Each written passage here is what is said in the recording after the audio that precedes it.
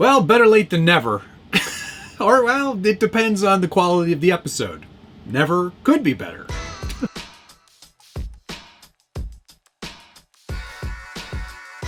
Welcome back to the Scale Builders Guild. Thanks again for watching. It's episode 99. Wayne Gretzky. What's on the Bench Weekly?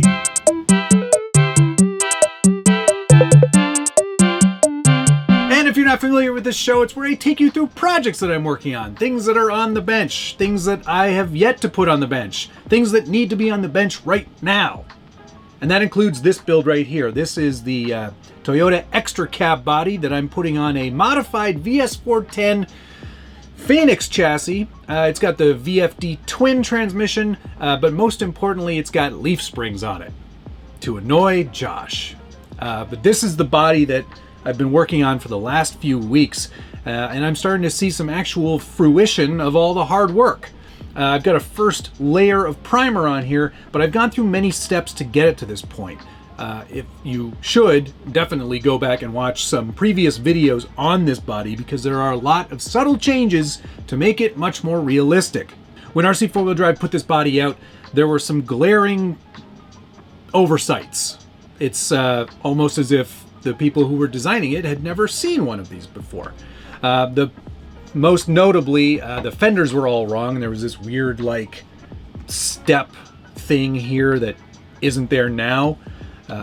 Thanks to a lot of cutting and trimming and following of Pardon My Noob's excellent guide on how to make this a much more better good body. I definitely recommend you watch that. I'll put a link down below for you. And then also all of the trim lines have been fixed because those were completely wrong as well. They're much better now. I also bobbed the bed. As you can see, I fit the whole truck in frame. Usually this is about 2.5 inches longer. It's a long bed. Now it's short, and we've got a nice faux and we've got a nice faux focus, a nice faux weld line in there. It's meant to look as if it's been welded back together. Poorly, intentionally. That was sort of the joke. Mostly because I screwed up the inside of the cut and it was all warpy all over the place. So we're going to make that work to our advantage in upcoming episodes where we do some weathering and really kind of make that feel as if it was a mistake, which it was. The new A-pillars are much more better as well. They don't have a weird taper in them anymore, so that's pretty much fixed. I do need to do one layer of Bondo on some of the gaps there just to kind of clean that up completely, but it's pretty much where it needs to be, so I'm pretty happy with that. The cut doors also look great. I'm not going to do any more work on those because those are already cleaner than the model that I'm modeling this after. I've put up images before, but let's put another one right there. This was given to me by Hanny, my friend who was at King of the Hammers, who saw this truck, and his friend who was photographing them took a picture of it, and that's where that came from. So really happy to have that reference. And in fact, she's on Instagram and she drives that truck hard. So hopefully someone who knows her, and I've had a couple of people reach out, hopefully someone who knows her will see this and then share this with her so she can see that there's a miniature version of her tiny truck. No, wait, of her real truck. Yes. Anyway, lots of really fun stuff still to come with this build. I'm going to replicate some of the dents, which I love doing. I think it's absolutely hilarious to try to make something that you've made small ugly. And it's gonna be ugly. The dents are gonna be fun. I'm still working out how best to do it. In the past, when I did the Range Rover Classic dents, I used heat from the heat gun from the behind the body so I didn't warp it on the front, and then smushed rocks into it to make dents. It works really well. But this has very specific, sharp, angled dents. And I'm thinking, what am I thinking? I'm thinking this guy, the Wiss sheet metal bender that I have here. Ow, my finger. And then bend panels with this after heating them up. We'll see how that works.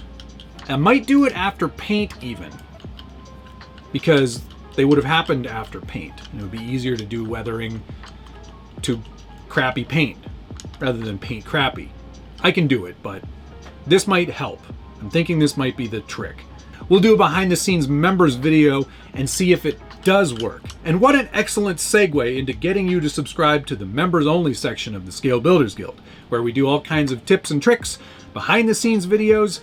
You get early access to a lot of videos as well. So it's definitely something you should consider. And there is a link down below if you're interested in that.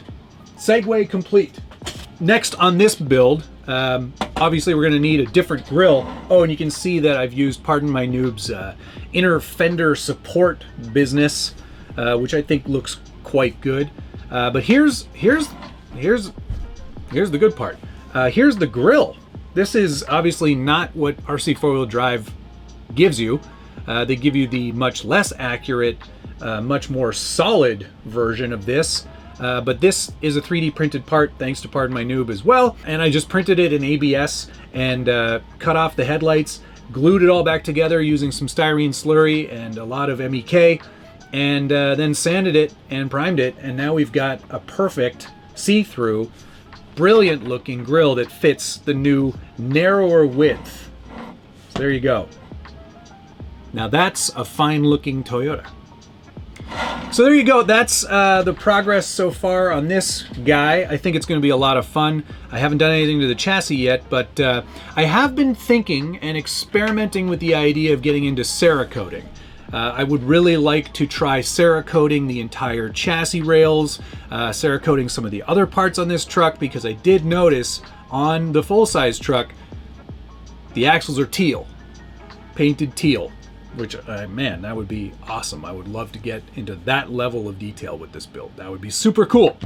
So definitely something I'm going to be considering. If you've got any experience in Cerakoting, put a comment down below. I'd love to hear your feedback on that and how easy or how difficult it is. And of course, if you're enjoying this video and you like seeing me build things, hit the like button. Subscribe if you haven't already. Ring the notification bell so you get updates anytime there's a new video from the Scale Builders Guild. Did I say it all? And subscribe if you haven't already. I got it all wrong. I'm way too excited. Too many coffees today. All right, on to the next thing. It was a slow week down here. I've been very busy at work, which is not something I'm complaining about. After the beginning of the year I had, where I had nothing going on, I'd much rather have what I have now, which is just the right amount of stuff. But it does, of course, mean that the hobby has to take a bit of a backseat. So that's why this episode is about 5 hours, 6 hours late. 6 hours later than it should be. But like Wayne Gretzky said, you miss 100% of the shots you don't take. So I needed to get this one out. Yeah, I managed to actually build this whole drift car in the last couple of days. I'd say 3 nights, about 2 hours each night, got me through this build. There will be a full review video once I've added all of the electronics and actually driven it on a track before I will comment at all about any of it, including the build. So stay tuned for a future episode, not of this show, but of an actual review run, first look video of the DC-10 from Team Associated. In the meantime, though, it is built, and it is a very nice car. Lots of steering angle, as you can see, and nice options to mount the motor high or low, whatever your preference is.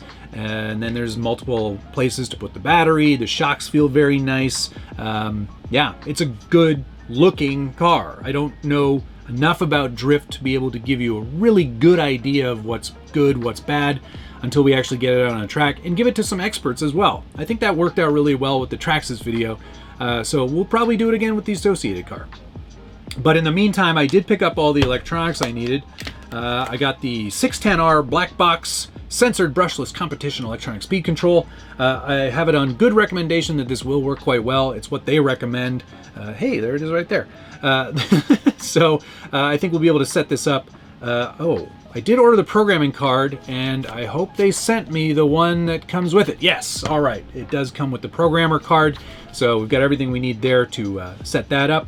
And along with that, the SP5 13.5 turn brushless censored competition motor, which I think is just about the sweet spot for me and my drift capabilities. I could have gone to a 10.5, but I don't need to go fast. And I'm not good at it anyway. I'm better at it than I used to be, and practice always makes perfect. I've also got a Yokomo YG302, what is this? A gyro, which we'll be using as well. So that'll finish out that build. I don't have a body yet. I did commission a body to be made for me, or painted for me, so I don't have to ruin the streak, which is going very well, I might add. But there you go. That's the DC-10. Like I said, full video coming soon. Very excited to actually get this out and try it. Maybe even by the weekend. That would be nice. Maybe Saturday. See how we're feeling. You know what? I'm going to do it because I said I was going to. The best way to orient a print, because I'm building this Land Cruiser 250 series body. Hey, is it a perfect fit for this? Not even a little bit. It's better than the lowrider I was working on. But yes, let's talk briefly about this body. Hey everybody. Yeah, what's the best way to print a 3D printed body? What's the best orientation? This print was actually really easy because the creator did a really good job of orienting it for you based on how the parts are put together. It's got all of these tabs with bolt holes, so you've already got a really nice base to orient your print, and that's pretty much how these were all done.